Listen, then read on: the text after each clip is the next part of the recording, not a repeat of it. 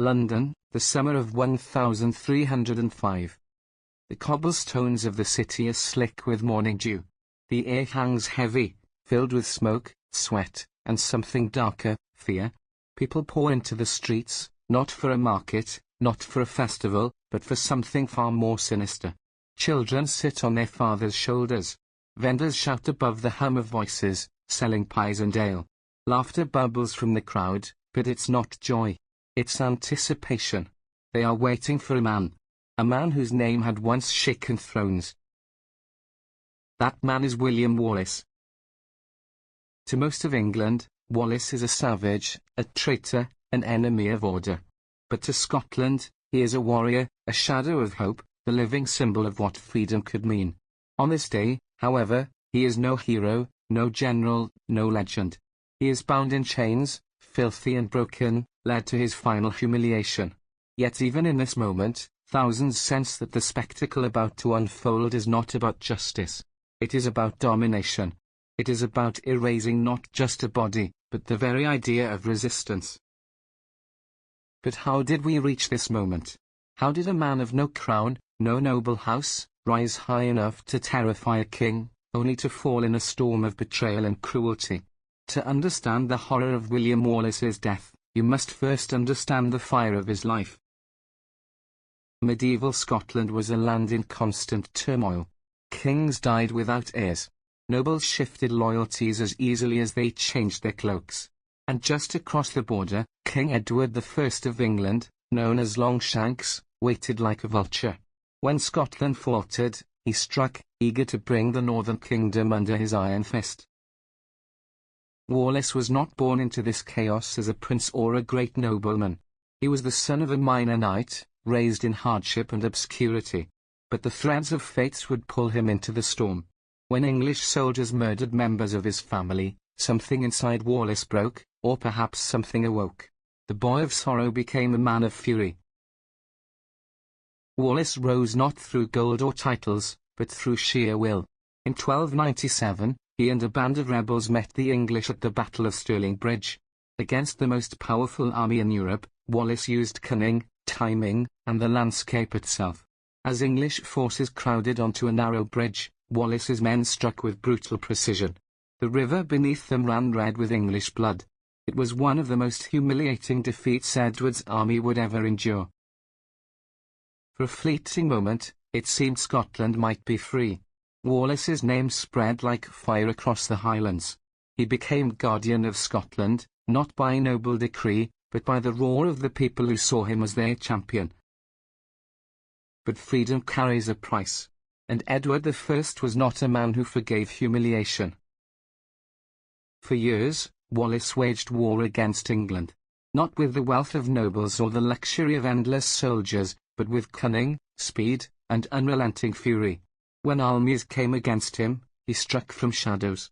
When towns were occupied, he became a ghost, vanishing into forests, only to return with fire and steel.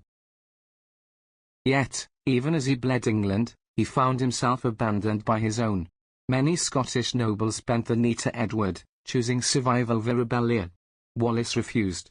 His loyalty was not to crowns or courts, but to the soil of Scotland itself. That defiance made him more than a man. It made him a myth. English mothers warned their children of him. Scottish peasants whispered his name as if it were a prayer. To Edward, however, it was a thorn he could not pull. And so, the king waited, patient as a predator. Every legend has its Judas. For Wallace, betrayal came not from an English knight, but from a fellow Scot. Sir John Menteith, a noble who sought favour with Edward, handed Wallace over near Glasgow.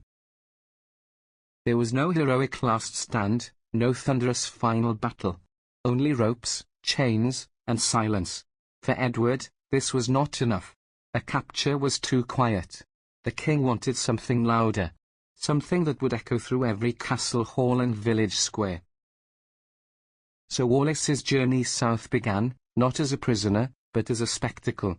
Dragged through English towns, spat upon by crowds, displayed like a trophy. The warrior who once brought armies to their knees was now reduced to a chained beast.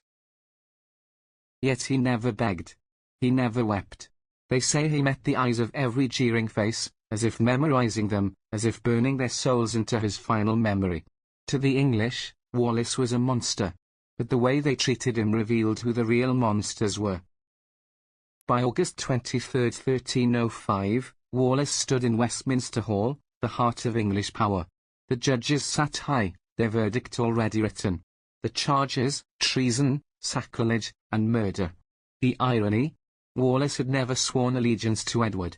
He could not betray a king he never acknowledged. In his final words before the court, Wallace's voice cut through the chamber. "I cannot be a traitor to a king I never acknowledged." But there was no sympathy. The hall erupted not in pity, but in scorn. The sentence was already inked in cruelty. Wallace would be hanged, but not killed. He would be cut open alive, his organs burned before his eyes, his body quartered, his head severed, dipped in tar, and raised above London Bridge as a warning. The judgment was not justice. It was theatre, a performance written in blood. As dawn broke over London, scaffolds were erected, crowds swelled, vendors sharpened their knives and filled their mugs with ale. They were not preparing for an execution. They were preparing for entertainment. For what they would witness would not be a simple death, but the transformation of a man into a warning. Yet in their cruelty, they did not know what they were about to create. For the blood they spilled would not wash away. It would stain the soil of history itself. The summer of 1305. William Wallace is no longer the roaring lion of Stirling Bridge, no longer the guardian of Scotland, no longer the man whose sword once gleamed with victory. He is a hunted shadow. For years, Wallace had fought not just English soldiers, but silence itself. Scottish nobles had bent their knees, one by one, to Edward's crown. Scotland's banners of resistance had been lowered. Yet Wallace would not bow. That refusal made him dangerous. Not because he commanded vast armies or castles of stone, but because he commanded belief. He had become a whisper in the night, a rumor carried by firelight, a ghost in the misted forests. In taverns and farmhouses, peasants still dared to speak his name. Even in defeat, even in hiding, Wallace was not forgotten. And for Edward Longshanks, that was the greatest insult of all. By the early 1300s, Wallace was no longer a general leading great campaigns. He was an outlaw, a fugitive slipping between villages and hills, always a step ahead of English patrols. He had few allies, little protection, and no certainty of tomorrow. Yet he pressed on. Stories say he appeared like a phantom, striking English outposts, vanishing before dawn. He had no army, but he carried a legend larger than any sword. This myth terrified Edward. For kings, rebellions are dangerous. But martyrs? Martyrs are eternal. Edward wanted Wallace captured alive. Not slain in battle, not struck down as a hero, but chained, humiliated, and broken before the eyes of all. Only then could the myth be buried. And so, as Wallace hid in Scotland, betrayal crept closer. Sir John Menteith, a Scottish knight, once of noble standing, saw his chance. History remembers him as the Fors Menteith, the false one. To the English, he was a loyal servant. To the Scots, he would forever be a traitor. The betrayal did not come with the clash of swords or the thunder of hooves. It came quietly, as betrayal always does. Whispers, bribes, promises of favour. Menteith's men seized Wallace near Glasgow, in a moment stripped of glory. No battlefield. No final stand. Just ropes, chains, and silence. And with that, Scotland lost its wildest son. Wallace's capture was not the end, it was the beginning of something far darker. Edward would not waste the opportunity for theatre. He would make Wallace's fall a sermon of fear, and so began the long road to London, a journey not of transport, but of humiliation. Bound in iron, dragged from town to town, Wallace was paraded like a beast. Crowds spat on him, hurled stones, cheered as he passed. In every village, he was displayed as a trophy. His dignity stripped, his body broken by chains and hunger. Yet witnesses wrote of his eyes. Cold, unyielding, and broken. He never begged. He never bowed. For weeks, England tasted its vengeance in small doses, each jeer and spit a fragment of cruelty. By the time Wallace reached the Tower of London, he was no longer a prisoner, he was a prize. The Tower of London was no stranger to death, but Wallace's presence there was something else entirely. Here was a man who had defied a king, slain his armies, and inspired rebellion. And now, behind its iron gates, he awaited a trial. His verdict was already carved in stone. But Edward was not satisfied with secrecy. Wallace would not vanish in some dungeon cell. His destruction would be public, his agony shared, his legacy crushed beneath the boots of thousands. And so preparations began. On August 23, 1305, William Wallace was dragged before a panel of judges in Westminster Hall.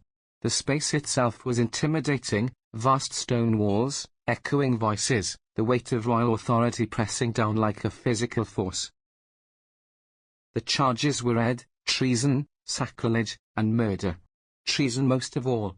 But the irony was glaring. Wallace had never sworn fealty to Edward. He could not betray a king he never acknowledged. When given a chance to speak, Wallace's voice cut through the chamber, cold and defiant. "I cannot be a traitor to a king I never acknowledged." Those words should have burned with truth, but to the court, they were nothing more than fuel for rage. The verdict was already decided. Wallace would die, but not with the mercy of a swift death. No, he would be made into an example, his body turned into a message. August 23, 1305.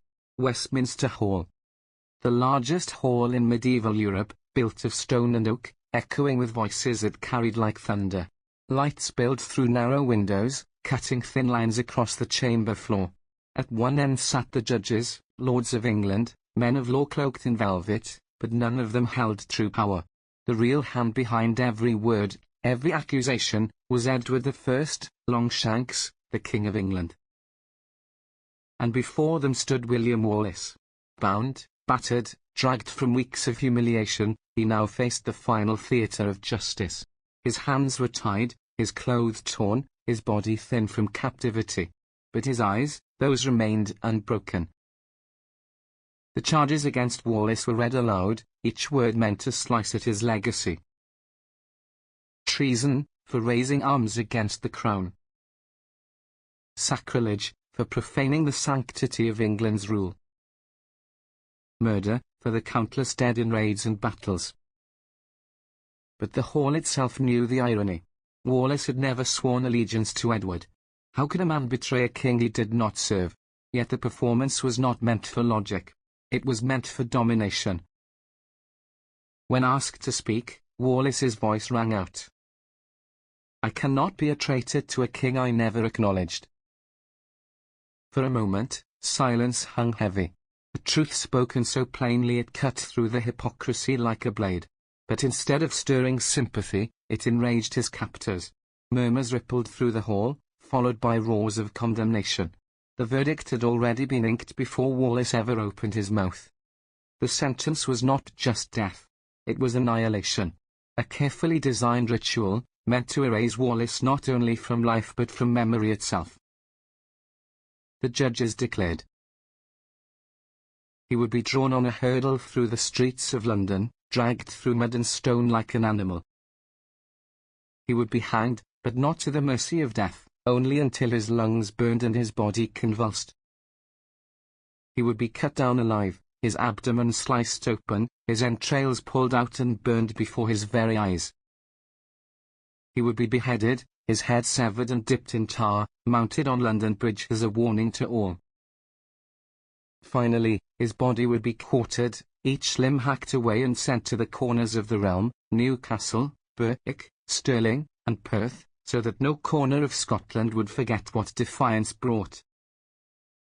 This was not punishment. It was theatre, a pageant of cruelty staged for the masses, a sermon of fear written in human flesh. As word spread, London prepared. The city buzzed with anticipation, as though a grand fair was coming. Vendors sharpened their knives, brewed fresh ale, roasted meat for the crowds. Wooden scaffolds were hammered into place near Smithfield, where the execution would unfold. Children whispered of Wallace the monster. Adults spoke of Wallace the traitor.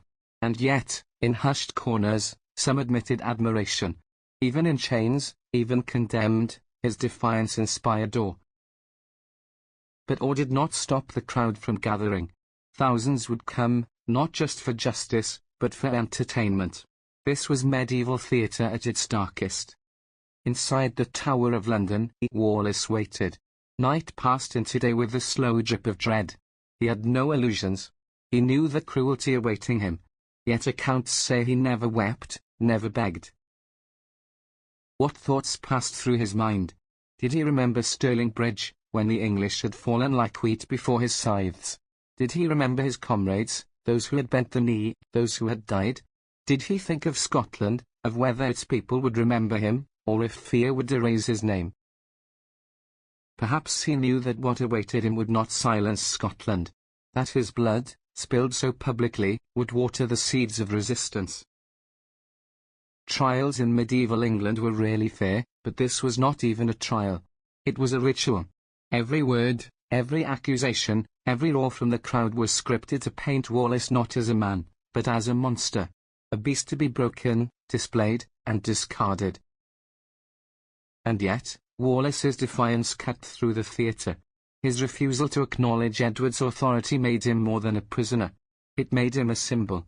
Even in chains, even condemned, he would not bend. As dawn approached on August 23, London stood with a strange energy. It was not the solemn quiet of justice, but the restless hum of spectacle. Families gathered, merchants shouted, the smell of roasted meat mixed with sweat and smoke. And in the Tower, Wallace was prepared. Bound once more, his body lashed to a wooden hurdle. Not a carriage, not a horse, but a rough frame dragged across cobblestones. His final journey would not be one of dignity, but of degradation. The stage was set. The crowd was ready. The executioner's knives were sharpened.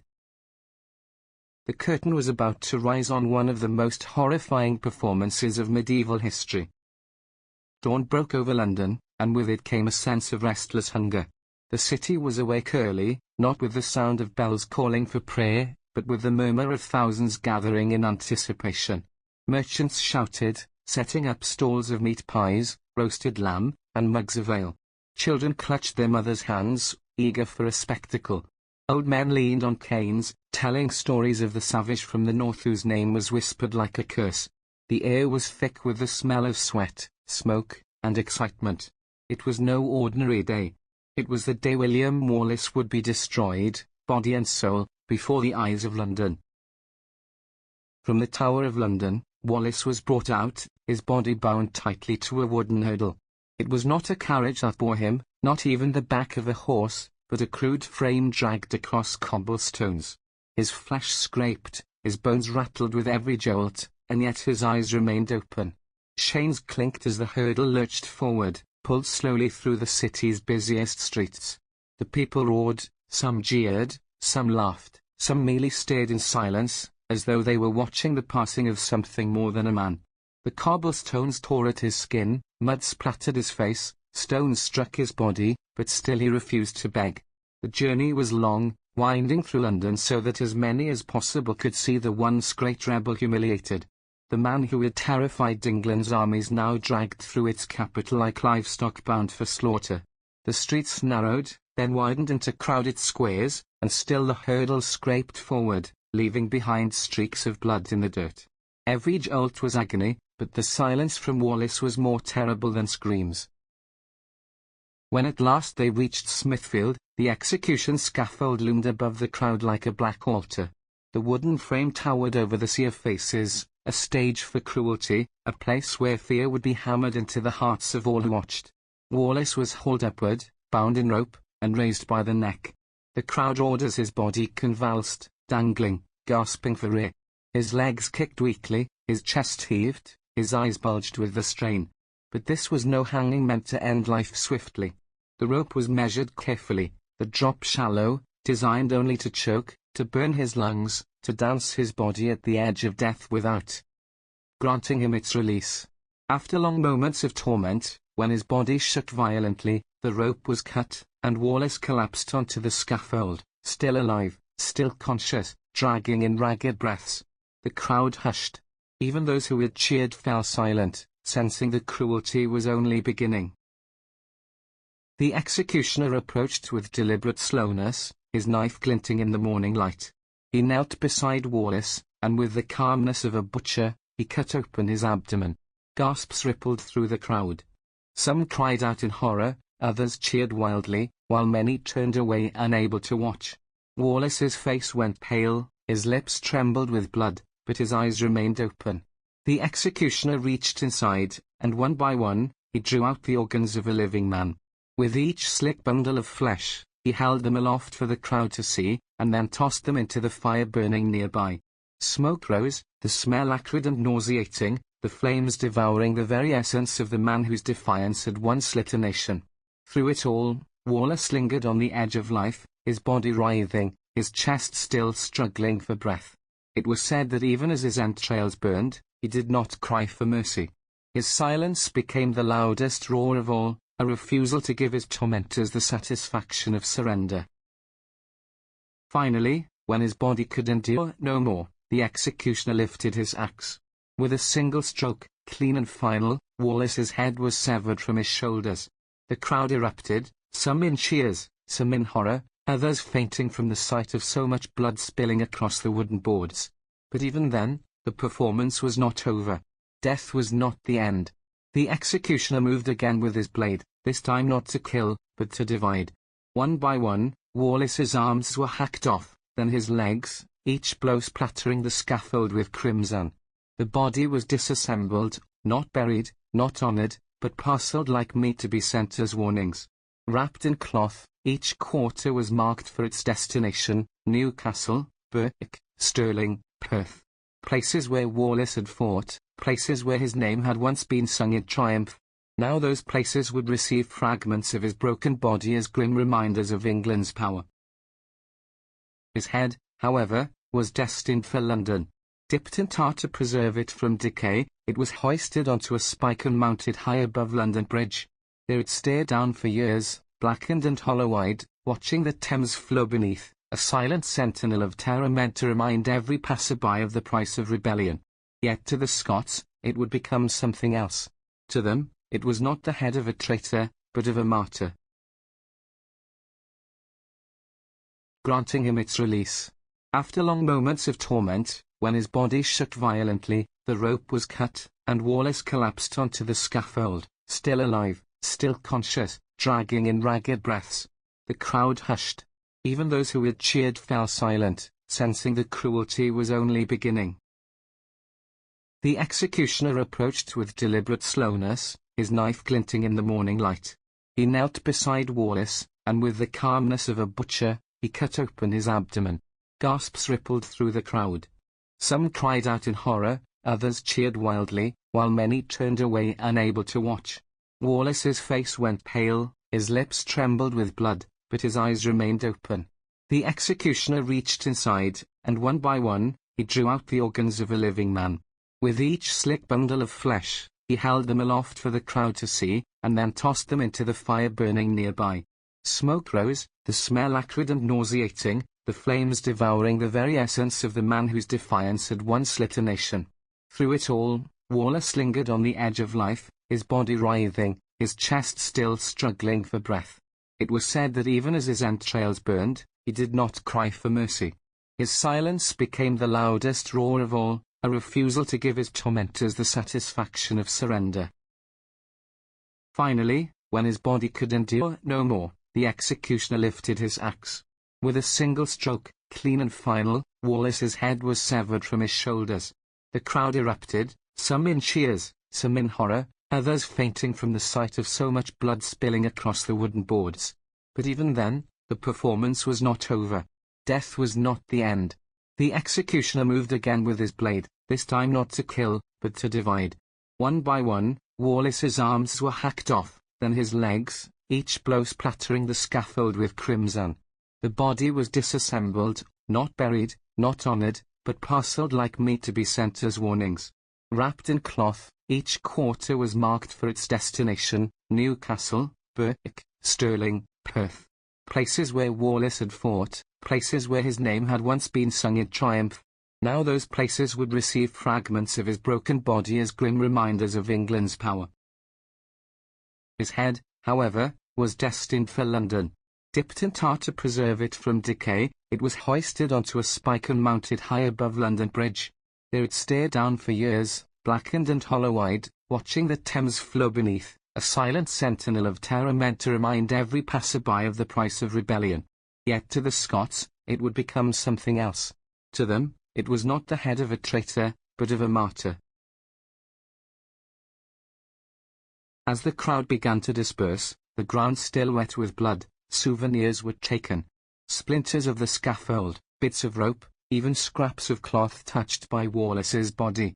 Some fainted, some laughed, some went home to tell their children the story of the savage who had been torn apart before their very eyes. But whether in awe, disgust, or delight, every witness carried with them the memory of what they had seen. For that was the true purpose of such an execution, not simply to kill a man, but to carve fear into the souls of thousands. Yet Edward's cruelty achieved something he had not intended. Instead of silencing Scotland, Wallace's death ignited it. His dismembered body, scattered across towns and castles, did not inspire obedience, it inspired rage. Mothers told their children of the man who never surrendered. Soldiers whispered his name before charging into battle. Robert the Bruce, who would one day lead Scotland to victory, drew strength from the legend carved in Wallace's agony. Edward had tried to destroy an idea, but in doing so, he transformed Wallace into something greater than flesh, a symbol of defiance, a ghost that refused to fade. Even centuries later, long after the cheers of that London crowd had died, statues would rise, songs would be sung, and Wallace's name would live on. His face, once paraded as a warning, would become a banner of freedom. His execution was designed to annihilate hope, but instead it became the spark that lit the fire of a nation. In every whisper of rebellion, in every tale of resistance, his spirit endured. On that day in 1305, William Wallace's body was destroyed in the most horrifying manner imaginable. But his cause, his defiance, his refusal to bow, those lived on. The spectacle that was meant to erase him only carved him deeper into history. Edward believed he had broken Scotland. But what he had truly done was create a martyr, a legend that no rope, no knife, no fire could ever destroy. Wallace did not simply die at Smithfield. He was reborn, again and again, in every heart that chose freedom over submission. And that is why his execution remains not just a tale of cruelty, but a story of unyielding defiance, one that chills the blood and yet sets the spirit alight. When the axe finally fell and the body of William Wallace lay in pieces on the blood-soaked scaffold, London believed it had witnessed an ending. To the executioner, it was a job completed. To the judges, it was justice delivered. To King Edward, it was a triumph, the ultimate silencing of a man who had dared to defy him. The head was taken, dipped in tar, raised high above London Bridge, a blackened skull staring eternally at the passing tide of the Thames. Each quarter of his body was sent north, to Newcastle, Berwick, Stirling, and Perth, where they were displayed as grim warnings to all who still dared whisper of rebellion. This was supposed to be the final chapter of William Wallace, the obliteration not just of a life but of a legend. Yet history does not always obey the desires of kings. In Scotland, the news of Wallace's death did not extinguish hope. It fanned it into flame. Mothers told their children of the man who had fought when all others surrendered, who had never bent the knee to the English king. In taverns and at hearths, his name was spoken not with fear, but with reverence. His body may have been scattered, but his story bound a people together. The fragments of his corpse were not mere warnings, they were relics of martyrdom. Edward had intended them to inspire dread, but instead they became symbols of sacrifice. Each severed limb, each place where it was displayed, marked the map of Scotland not with submission, but with grief and rage. Among Scotland's warriors, Wallace's death hardened resolve. No longer could anyone claim the English crown would show mercy to those who resisted. The brutality laid bare at Smithfield proved that the struggle was not one of negotiation, but of survival. Within a few years, Robert the Bruce would rise, uniting the fractured clans, taking up the mantle Wallace had carried, and leading Scotland toward the victories that would secure its independence. Without Wallace's death, Bruce's fire might never have been lit. Wallace's agony had sown the seeds of Scotland's triumph. Even across the border, even among those who jeered his fall, there lingered an unease. Some in England recognized the cruelty for what it was, not justice, but vengeance. They whispered that no man deserved such torment, that Edward's fury had crossed the line from kingship to tyranny. For cruelty does not always inspire obedience. Sometimes it inspires sympathy. And sympathy, over time, turns into memory, memory into legend. Centuries passed, but the story of Wallace did not fade. Ballads were sung of him, poems written, his name etched into the oral traditions of a people who refused to forget. In fields where Scots gathered to fight, soldiers spoke his name before charging into the clash of steel. He became a ghost on every battlefield, a shadow that fought alongside those who still carried the dream of freedom. In time, statues would be raised, songs of rebellion would echo his defiance, and his story would inspire not only Scotland but all who understood the value of resistance against tyranny. Edward Longshanks had sought to turn Wallace into an object lesson, a warning etched in blood and terror. Yet the warning turned back on him. For instead of crushing defiance, it immortalized it. Wallace's death was supposed to be the punctuation at the end of Scotland's rebellion. Instead, it became the exclamation mark that reignited it. His voice was silenced, but the silence spoke louder than words. His body was destroyed, but the destruction only multiplied his presence, scattering it across the land. He had no crown, no army at the end, no kingdom to pass on, and yet he gave his people something far greater than any earthly prize. He gave them a story, a symbol, a reason to keep fighting when all seemed lost. Even now, centuries later, his ghost lingers. Tourists walk across London Bridge, unaware that once, high above, a tarred skull looked down at them. In Scotland, the towering monument at Stirling Bridge remembers the man who turned a ragtag army into a legend.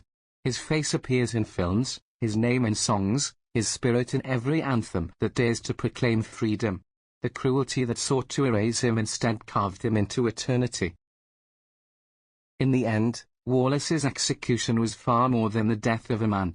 It was the creation of a martyr, a transformation of flesh into symbol. It showed the world that even the most horrifying torment cannot kill an idea. Edward wanted to make Scotland tremble. Instead, he gave them a figure to worship, a rallying cry to follow. Wallace's broken body became the foundation of a nation's resolve. His silence at the scaffold became a roar that would echo for generations. William Wallace did not live to see Scotland rise victorious. He did not see Robert the Bruce crowned at Bannockburn, did not see the English beaten back, did not see the dream of freedom written into law. But without his fall, Scotland might never have stood. He was the price that had to be paid, the blood that watered the roots of liberty. He died in agony, but his agony bore fruit that outlived empires. That is why, even now, his name bleeds through history. That is why his execution was not just horrifying, it was transformative. They killed the man, but they could not kill what he stood for. And so, as the centuries roll forward, as battles fade into dust and kings are forgotten, William Wallace remains. A ghost upon the wind, a fire in the bones of a nation, a symbol carved in agony but forged in defiance. He was dragged through the streets, hanged, butchered, quartered, his head blackened on a spike, and yet he is remembered not as a victim, but as a warrior who never surrendered. His death was designed to erase him, but it became his rebirth. That is why, even today, his story sends chills down the spine and fire through the heart. Because William Wallace did not simply die in 1305. He lives, reborn in every generation that dares to choose freedom over submission.